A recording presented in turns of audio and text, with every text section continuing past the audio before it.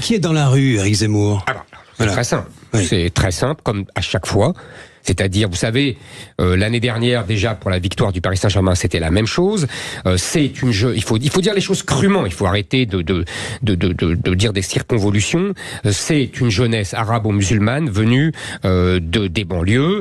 L'affirmation d'Éric Zemmour au micro de Sud Radio, « Nous vivons les débuts de la guérilla », ne relève pas du simple dérapage verbal ou de la provocation passagère. C'est une formule clinique, théorisée, qui résume à elle seule sa doctrine de la guerre de civilisation. Pour comprendre l'impact d'une telle déclaration sur l'opinion publique, il faut dépasser le stade de l'émotion et analyser la mécanique intellectuelle et rhétorique qu'il met en œuvre afin de politiser le sentiment d'insécurité. Et qui déferle sur Paris et sur d'autres villes de France d'ailleurs, pour prendre possession de la ville par la violence, piller et conquérir la ville symboliquement.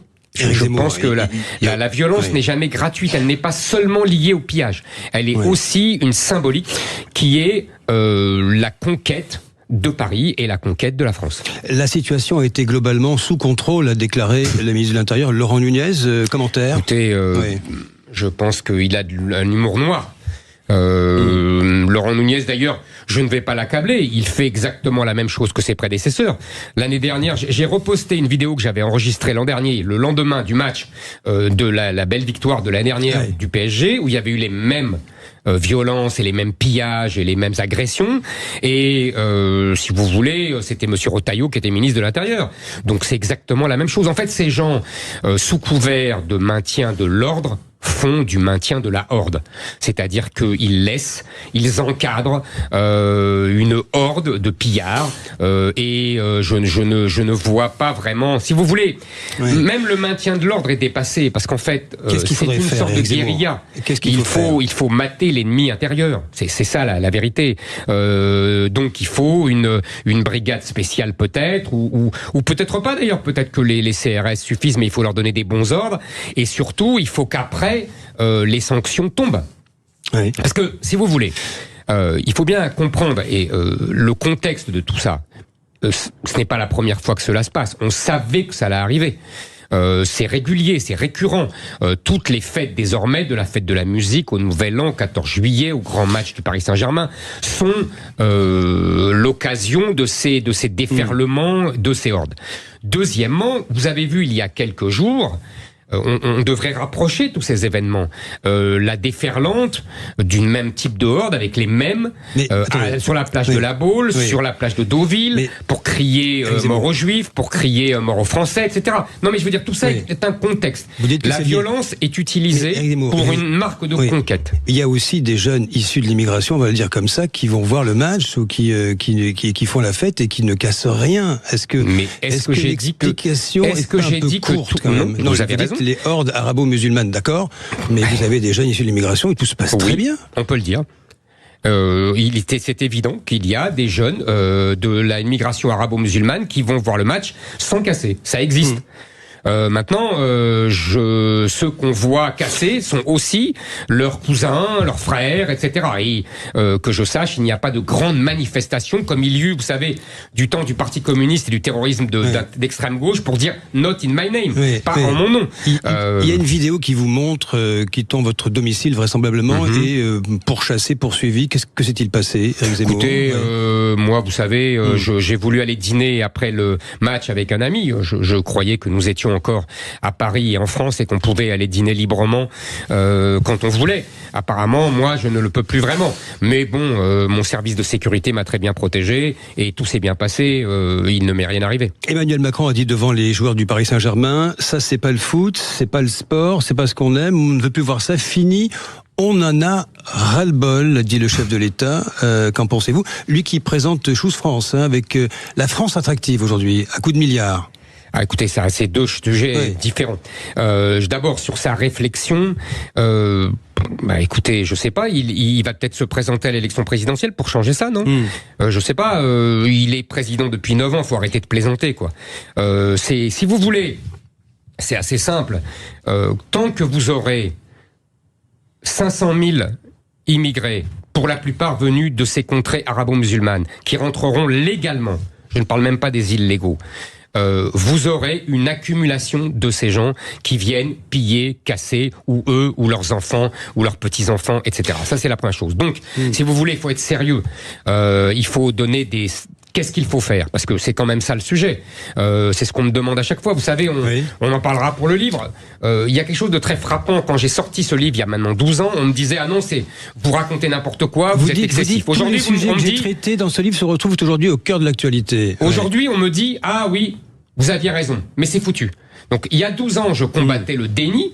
Aujourd'hui, je veux combattre le fatalisme. Donc, je vais vous dire ce qu'il faut faire, d'après moi. D'abord, sanctionner vraiment ces jeunes. Vous vous souvenez, l'année, on exhibe un nombre d'inculpations, un nombre d'arrestations, etc. L'année dernière, on a fait la même chose. Monsieur Retailleau faisait la même chose. Mais c'est du cinéma. Parce que ces gens-là ne sont à peine condamnés, et au mieux à des travaux d'intérêt général. C'est la case justice qui compte pour vous. Oui, bien sûr. Mais vous savez, on sait que les policiers disent depuis longtemps, le problème de la police, c'est la justice. On le sait depuis 20 ans que ça dure. Bon. Donc, il faut évidemment rétablir les peines planchées, construire des prisons, tout ça est la base, et sanctionner. Mais il faut aller beaucoup plus loin.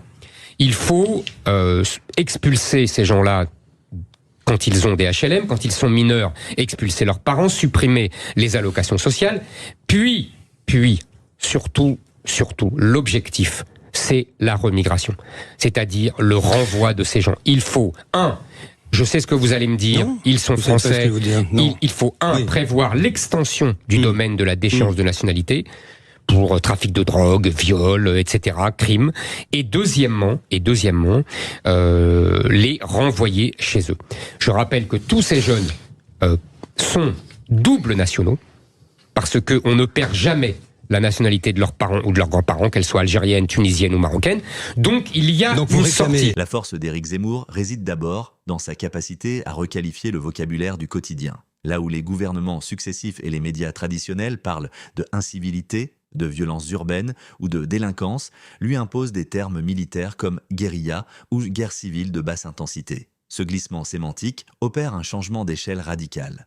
Une voiture brûlée ou une agression au couteau ne sont plus traités comme des drames isolés ou des problèmes de misère sociale, mais deviennent les symptômes d'un conflit global et organisé. En utilisant le mot « guérilla », il récuse l'explication sociologique classique par le chômage ou l'échec scolaire pour affirmer que la cause est exclusivement culturelle et identitaire. Pour rendre son propos concret, Zemmour articule sa thèse autour de 3 constats immédiats. Le premier est la sécession territoriale, c'est-à-dire l'existence de zones de non-droit où les lois de l'État s'effacent au profit de l'économie souterraine du trafic de drogue et de codes religieux extra-européens et où les forces de l'ordre deviennent les cibles d'embuscades systématiques. Le deuxième pilier est le choc des légitimités fondé sur un supposé refus d'assimilation d'une partie de la jeunesse issue de l'immigration, transformant l'attaque d'un policier en un acte d'hostilité contre la nation elle-même. Le troisième élément est l'impuissance programmée d'un État thérapeutique qu'il accuse de lâcheté pour avoir préféré acheter la paix sociale plutôt que de rétablir l'ordre par la force. Si cette rhétorique captive une part importante de l'électorat, c'est qu'elle repose sur un puissant effet de résonance avec une actualité anxiogène, offrant un diagnostic immédiat qui met des mots sur une peur diffuse à travers un récit binaire et tragique opposant un ennemi désigné à une victime, le peuple français historique. Vous réclamez, Éric Zemmour, un choc d'autorité. Je reviens au suicide français, tout ce qu'il contient. Vous aviez évoqué tout cela il y a 12 ans déjà, et nous retrouvons les mêmes sujets sur la table.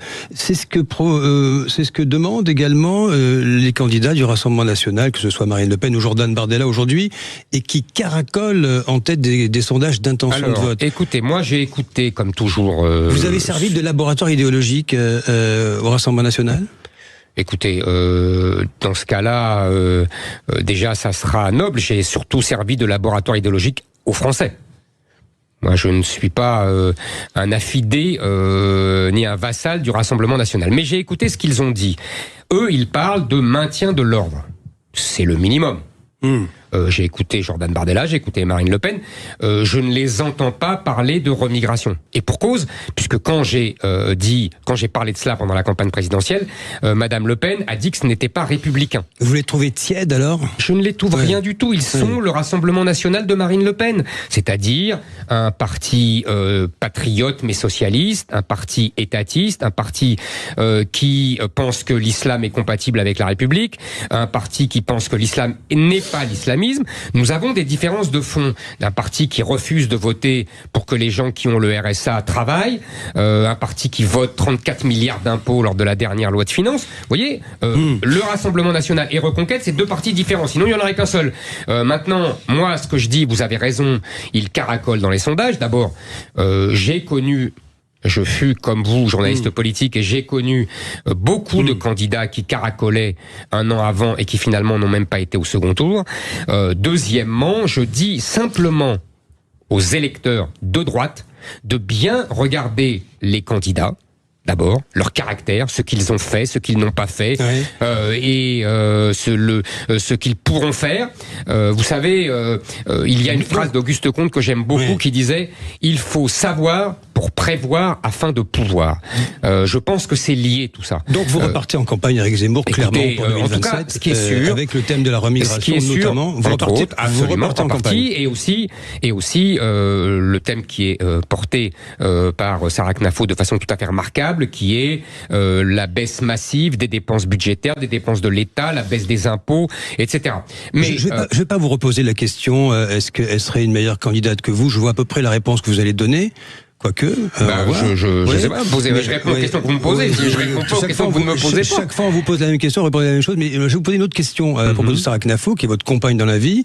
Est-ce qu'on peut penser qu'il puisse y avoir là, pour la campagne qui arrive, un ticket Éric Zemmour et Sarah Knafo? Ça existe. Vous savez, en Argentine. Les institutions de la présidence, les institutions de la Ve République ne prévoient pas cela, contrairement aux États-Unis. Mais évidemment, je sans parler de ticket. Non, mais le ticket, c'est ça, aux États-Unis. Mais évidemment qu'elle sera aux premières loges de ma campagne et qu'elle aura un rôle éminent. Ça me paraît évident, vu ses qualités, vu que et son talent. Tout ça est assez évident. Donc vous êtes candidat pour 2027, c'est officiel. Vous savez, je vais vous dire, j'ai déjà répondu à cette question. Je pense qu'une annonce de candidature, c'est quelque chose de sérieux, qui doit être soigné. J'ai vu encore récemment, et on en a vu jadis, beaucoup d'annonces de candidature ratées. Moi, si j'étais candidat, j'essayerais de réussir mon annonce. Alors, une dernière question, puis les auditeurs auront la parole avec vous. C'est important, Éric Zemmour. Si vous avez gagné la bataille des idées, c'est ce que vous dites, au fond, dans le Suicide français, dans cette version augmentée, pourquoi est-ce que vous avez perdu la bataille électorale? Parce que vous êtes crédité de peu de points, même si vous avez dépassé les 5%, vous avez fait un joli score la dernière fois. Mais reconnaissez que Jordan Bardella est caracole loin en tête, et vous êtes pour l'instant très minoritaire dans cette histoire. Les idées, c'est gagné, mais les élections, c'est perdu. Pour autant, les critiques soulignent que le concept de guérilla est techniquement faux dans le contexte français en raison de l'absence totale de commandement politique ou d'organisation clandestine structurée, la criminalité des banlieues restant caractérisée par son aspect spontané et nihiliste. De plus, cette grille de lecture comporte le risque d'une prophétie autoréalisatrice. En enfermant des dynamiques sociales complexes dans une logique purement militaire, elle interdit toute solution judiciaire classique et pousse à une radicalisation mutuelle des positions. Au final, la formule d'Éric Zemmour sur Sud Radio montre à quel point le débat public s'est déplacé des questions économiques vers une confrontation sur la nature même de la crise identitaire française. En imposant le mot « guérilla », il ne cherche pas à pacifier, mais à sommer chacun de choisir son camp. Qu'on adhère à sa vision ou qu'on la combatte, force est de constater qu'il a réussi à imposer sa grille de lecture comme le point focal autour duquel s'organisent désormais les controverses sur la sécurité et l'identité nationale. Si vous voulez, on ne va pas refaire l'histoire de la campagne présidentielle de 2022 que j'ai beaucoup faite et j'avais écrit un livre à ce propos, donc on ne va pas la refaire et on sait bien que ça s'est joué un peu et que l'Ukraine a faussé cette campagne présidentielle. Mais depuis lors, vous avez raison. Je pense qu'il n'y a, c'est ce que je vous ai dit, les sondages un an avant la campagne présidentielle ne veulent rien dire. C'est des votes d'attente, c'est des votes. On ne sait pas encore qui sont vraiment les candidats, on ne sait pas comment s'engage la campagne. Donc, écoutez, moi, je crois que si vous me dites que j'ai gagné la bataille des idées, ça veut dire que je vais gagner finalement la bataille électorale. Parce qu'on n'a jamais vu dans l'histoire de France et dans l'histoire politique quelqu'un qui gagne la bataille des idées et qui ne gagne pas la bataille électorale. Oui. Alors justement,